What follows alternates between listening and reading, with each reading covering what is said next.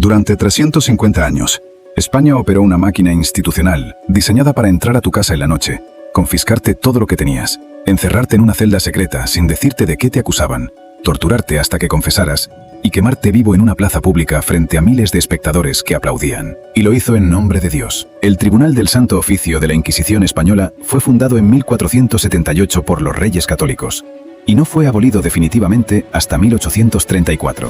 356 años. No estamos hablando de la Edad Media Oscura. Estamos hablando de una institución que operó mientras Mozart componía sinfonías, mientras la Revolución Francesa declaraba los derechos del hombre, mientras Simón Bolívar liberaba América.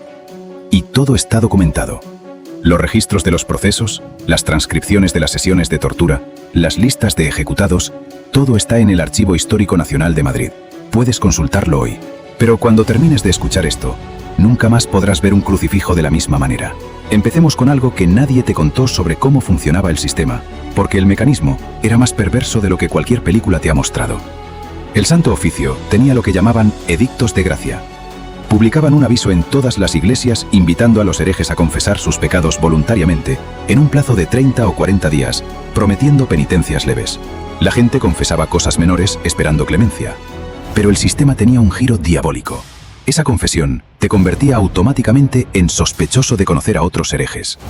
Los inquisidores entonces te presionaban para que denunciaras a tus vecinos, a tus amigos, a tu propia familia. Y si no lo hacías, eras considerado encubridor. Bastaba una sola denuncia anónima escrita en cualquier sacristía de España para que el alguacil apareciera en tu puerta a cualquier hora del día o de la noche. Sin orden judicial visible, sin cargos formales comunicados. Las Cortes del Reino de Aragón protestaron formalmente en 1533 por estas detenciones arbitrarias. No les hicieron caso. Esto está documentado en las actas parlamentarias españolas del siglo XVI. Y cuando llegaba esa detención, lo que sucedía después era diseñado específicamente para destruirte psicológicamente antes de tocarte físicamente. El escribano que acompañaba al alguacil levantaba acta inmediata de todos tus bienes. Tu casa, tus muebles, tu dinero, tu negocio, todo quedaba confiscado en el momento del arresto. Si tenías familia, quedaban en la calle, literalmente. Mientras tú eras conducido a la cárcel secreta del Santo Oficio, tus hijos perdían el techo esa misma noche. Luego venían semanas o meses de aislamiento total en una celda, sin que nadie te dijera por qué estabas ahí. Esto no es invención. El Archivo Histórico Nacional en Madrid conserva el proceso de la familia del doctor Jorge Enríquez, que pasó 2 años completos en la cárcel de la Inquisición, junto con sus criados, por una denuncia anónima que afirmaba que cuando murió el médico, fue enterrado según ritos judíos. 2 años. Y luego los pusieron en libertad por falta de pruebas. 2 años de tu vida, tu familia destruida, tus bienes confiscados, y al final, en libertad por falta de pruebas, como si nada hubiera pasado. Ahora hablemos del momento que más te han ocultado, la sesión de tortura. Porque no era lo que imaginas. No era un sótano oscuro con verdugos sin control. Era un procedimiento burocrático meticulosamente documentado. Según las instrucciones del inquisidor general Fernando de Valdés, los propios inquisidores debían estar presentes durante toda la sesión. Un médico debía certificar previamente que el acusado estaba en condiciones físicas de soportarla. Y había un escribano que, según la documentación que hoy se conserva en el Archivo Histórico Nacional, anotaba cada palabra y cada gesto, dándonos con ello una impresionante y macabra prueba de los sufrimientos de las víctimas. Eso está registrado en los propios archivos de la Inquisición. El sistema torturaba con testigos oficiales y acta notarial. La burocracia del horror. Y ese documento existe. Puedes leerlo hoy en Madrid. Los métodos de tortura oficialmente autorizados eran 3. La garrucha.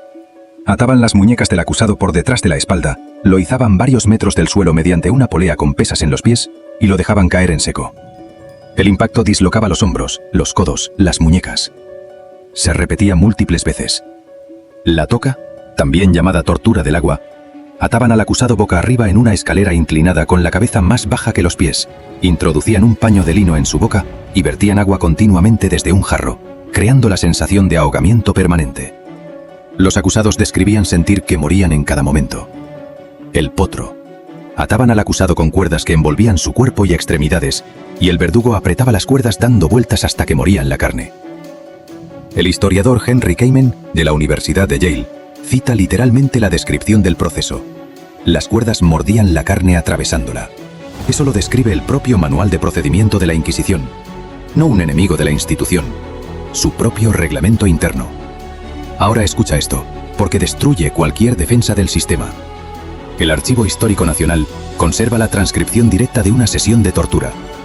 Se trata de una mujer judeoconversa acusada de seguir su antigua religión por no comer cerdo y cambiarse de ropa los sábados. Lo que hace al documento absolutamente escalofriante es lo siguiente. Cuando es puesta en el potro, ella desconoce completamente la acusación y lo que han afirmado los testigos. Porque así funcionaba el sistema. El acusado debía confesar sin que se le dijera de qué se le acusaba.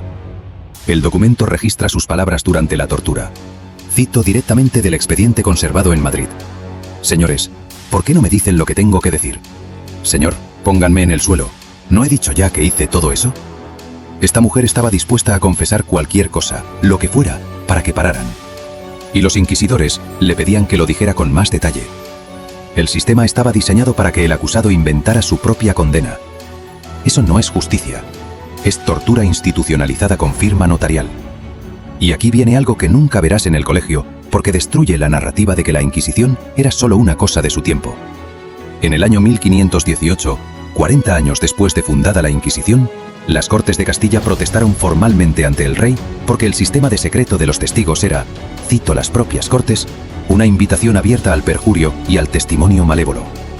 8 años después, en 1526, la ciudad de Granada presentó un memorial al rey denunciando exactamente lo mismo. Eran españoles del siglo XVI, no historiadores modernos, los que decían que el sistema era fundamentalmente injusto. El propio gobierno español interno sabía que la Inquisición era una máquina de abuso. Y la mantuvieron 300 años más. Hablemos ahora de las personas que más sufrieron el terror de la Inquisición, los judeoconversos y los judíos. Y aquí la historia tiene una crueldad específica que necesitas entender. En 1391, casi un siglo antes de que la Inquisición española fuera fundada oficialmente, hubo masacres de comunidades judías por toda España. Miles fueron asesinados. Otros cientos de miles se convirtieron al cristianismo para sobrevivir. Pero cuando se convirtieron, en lugar de ser aceptados, se convirtieron en el blanco principal de la nueva Inquisición. Porque ahora eran técnicamente cristianos, y por tanto, estaban bajo la jurisdicción del tribunal eclesiástico. Si seguían practicando cualquier costumbre de su antigua fe, aunque fuera no comer ciertos alimentos un día determinado, eran arrestados. Y entonces vino algo aún más perverso: los estatutos de limpieza de sangre. Surgidos desde 1449, estos estatutos establecían que para acceder a cargos públicos, universidades, órdenes militares, colegios mayores y gremios, debías demostrar que ni tú, ni tus padres, ni tus abuelos tenían sangre judía o mora. El historiador Henry Kamen lo establece claramente. Fue la propia Inquisición, a partir de 1480, la que dio el mayor impulso a la propagación de esta discriminación. Los estatutos de limpieza de sangre se multiplicaron por toda España hasta convertirse en lo que era el primer sistema racial legal de Europa moderna. 2 siglos y medio antes de las leyes de Nuremberg de la Alemania nazi, España ya tenía en sus archivos leyes que discriminaban a personas por el origen étnico y religioso de sus bisabuelos. Llegamos a 1492, el mismo año en que Cristóbal Colón llega al Caribe. Ocurre algo que la historia siempre menciona en segundo plano, pero que tiene una magnitud tremenda. El inquisidor general Tomás de Torquemada redactó un decreto de expulsión que los reyes católicos firmaron el 31 de marzo en la Alhambra. Ese documento, conocido como el Edicto de Granada, está conservado en el Archivo Municipal de Toledo y se puede consultar hoy. Ordenaba que todos los judíos de España que no se convirtieran al cristianismo debían abandonar el país en 4 meses, con lo que pudieran cargar, porque la ley les prohibía llevarse oro, plata, caballos o armas. Cientos de miles de personas que habían vivido en la península ibérica durante 1500 años, desde antes de que existiera España como concepto, tenían 4 meses para vender su vida entera a precio de remate y marcharse. Las crónicas contemporáneas describen barcos abarrotados y caravanas de familias enteras, cruzando los Pirineos con lo que podían cargar en los brazos. Muchos murieron en el camino. Muchos otros fueron esclavizados en los países a donde llegaron. El decreto de expulsión no fue derogado oficialmente hasta el 21 de diciembre de 1969. Casi 500 años de vigencia legal. Y ahora necesitas saber quién era Torquemada, el hombre detrás de todo esto, porque su historia personal es tan perturbadora como sus crímenes. Tomás de Torquemada nació alrededor de 1420. Era dominico, confesor personal de la reina Isabel desde antes de que ésta llegara al trono. En 1483, fue nombrado Inquisidor General de Castilla y Aragón, el primero en ostentar ese título unificado. Era asceta, incorruptible, implacable. Dormía sobre tablas, comía una vez al día. Sus contemporáneos lo describían como la virtud personificada. Y detrás de ese halo de santidad construyó lo que el artículo publicado en mayo de 2026 por Moncloa.com describe como un imperio de delaciones secretas. Las llamadas Instrucciones de Torquemada, redactadas desde 1485 y conservadas en el Archivo Histórico Nacional, establecieron el código de procedimiento basado en el secreto de los testigos, la confiscación de bienes y los plazos de gracia. Era un sistema diseñado para que bastara una denuncia anónima escrita a la luz de una vela en cualquier sacristía para hacer desaparecer a una familia entera. Torquemada murió en 1498 en el convento de Santo Tomás de Ávila, el mismo que él había mandado construir con los bienes confiscados a las víctimas de la Inquisición. Murió rico, murió en paz, con su sepulcro de alabastro. Y la historia lo dejó morir así. Hay algo que nunca te contaron sobre los números, porque hay dos narrativas, y necesitas entender las dos para ver el cuadro completo. Los historiadores académicos actuales, como Henry Kamen de la Universidad de Yale, calculan que el número total de personas ejecutadas por la Inquisición española entre 1478 y 1834 fue de aproximadamente 3.000. Otros historiadores, como Juan Antonio Llorente, que fue secretario de la propia Inquisición, y por tanto tuvo acceso directo a sus archivos antes de que fueran destruidos durante la Guerra de la Independencia, calculó entre 31.000 y 32.000 ejecuciones solo por quema en la hoguera, más 291.000 personas condenadas a penitencias. ¿Por qué tanta diferencia?